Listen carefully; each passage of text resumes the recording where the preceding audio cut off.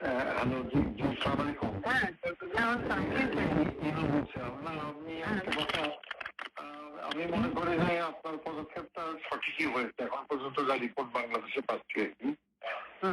তো ওখানে ঢাকাতে আপনার রামপুরার দিকে এবং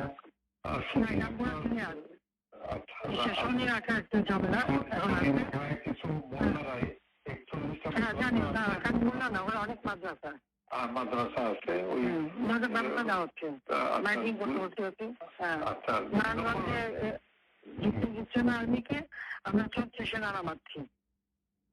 ও আচ্ছা, আমি বলছি ক্যাজুয়ালের দরকার নাই, ওরা ব্যারিকেড নিয়ে আসে তো, ঠিক আছে, আকাশ থেকে নামবে, তার যে পাইতে ধরবে। আচ্ছা, মেসেজটা দিয়ে দিতে পারেন। আচ্ছা, 36 পাঠানো হচ্ছে, হেলিকপ্টার দিয়ে সোজা বম্বিং করা হবে। আচ্ছা, হেলিকপ্টার যাচ্ছে উপর দিয়ে মারবে। আচ্ছা, উপর থেকে সাউন্ড বোম যাবে আর কি।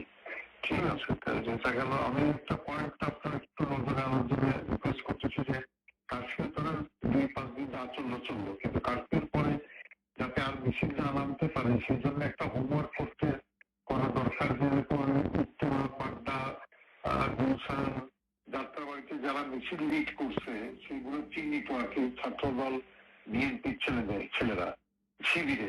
তো সেই ছেলেগুলো মানে ধরো রিজভিকে অ্যারেস্ট করা বা নুরকে অ্যারেস্ট করা ইম্পর্টেন্ট না, ইম্পর্টেন্ট হচ্ছে ওইখানে যে মিছিলটা লিড করেছে। আমি আমার কুষ্টিয়া জেলাতে এসপি সেভাবে অলরেডি তালিকা করে ফেলছে, ওখানে কোনো সংঘর্ষ হয়নি।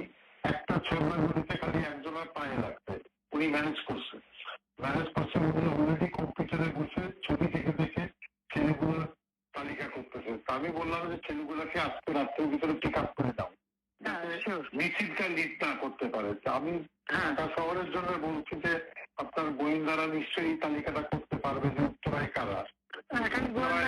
লোকাল লিডার ওখানে এমপি খসরু আছে এবং হাসান হাবিব আছে। আমার কালকের যে রিপোর্ট, হাসান হাবিব নামেনি, কিন্তু ও রাগ করে খসরুর উপরে ছেড়ে দিয়েছে এমপি সাহেব মোকাবেলা করুক। তো হাসান হাবিব লোকাল না তো, হ্যাঁ রাইট, ওদের তো লোকজন আছে। হাসান হাবিব নামেনি, আর এখানে ওয়াকিলও সামলাতে পারেনি, ও 2 লাইনে পা দিয়ে চলে। আমার কথা হচ্ছে যে একটু যদি লোকাল লিডারদের সাহায্যে তালিকাটা করে দিয়ে আজকে রাতের ভিতরে সব কাস্টডিতে নিতে পারেন, তাহলে কোনো জায়গায়। আর মোহাম্মদপুরে একটা পায়খানা ছিল, কালকে আপনি রাত 12টায় দিয়ে খুব ভালো করছেন। আজকে কিন্তু গণভবন ঘেরাও করতো, কিন্তু মোহাম্মদপুরের ওখান থেকে রেডি হচ্ছিল কালকে, মানে এইটা। সুতরাং ডিসিশনটা খুবই কারেক্ট হচ্ছে মাননীয় প্রধানমন্ত্রী।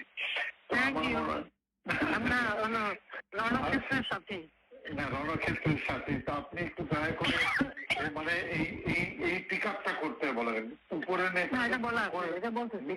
ওইটা একটু হোমওয়ার্ক করতে বলেন, করে অ্যারেস্ট করে ফেলতে বলেন আজকে। মানে সদিয়ে অ্যারেস্ট করে ফেললে আর মিছিল করার লোকটা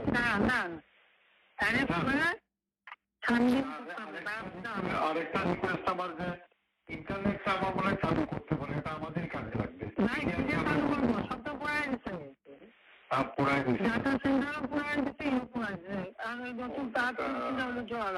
তো এটা হলে আমাদেরও মানে এই যে আমি যে কথাটা বলবার চেষ্টা, আমি 71-এ 8টার সময় যাবো, একা কথা বলবো।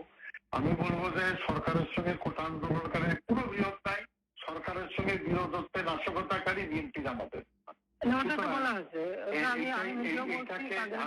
বলেছেন এই জিনিসটা প্রোপাগান্ডায় আনতে হবে।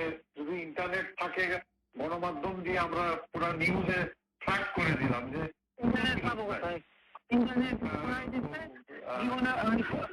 আমি তো আর আনবো টানবো না, যদি অন্য সরকার আসে তখন আনবে। আমি দিচ্ছি ইন্টারনেট, ওরা পুরাইতে থাকুক, ওইটা বাংলাদেশে ইনশাআল্লাহ অন্য সরকার আসবে না, অন্য সরকার আসবে আসুক না। আমি যাচ্ছি এখন, জামাত সাহিত্য ওটা যারা আপনার যা যা লোক আছে তালিকা গুলি আপনার করান, আমরা করাচ্ছি। এই ক্লিয়ারে জামাত শিবিরের আবার মেরুদণ্ড ভেঙে দেন ঢাকা শহরে একেবারে। ওটা আমার এক্সপোজ হয়েছে আর কি, একটু দেখেন। আর আমি বাদ বাকি আমাকে যেটা বলবেন আমি ইনশাল্লাহ করবো। না, ওই তালিকাগুলি একটু করে ফেলান আর নিজেগুলি যেটা এই সুতা যা পারেন, ওই শিবির যে কটা আছে যা আছে সবদের পারেন আমার না নাই। ওকে, ঠিক আছে, আচ্ছা জি, আচ্ছা, থ্যাংক ইউ। Thank you.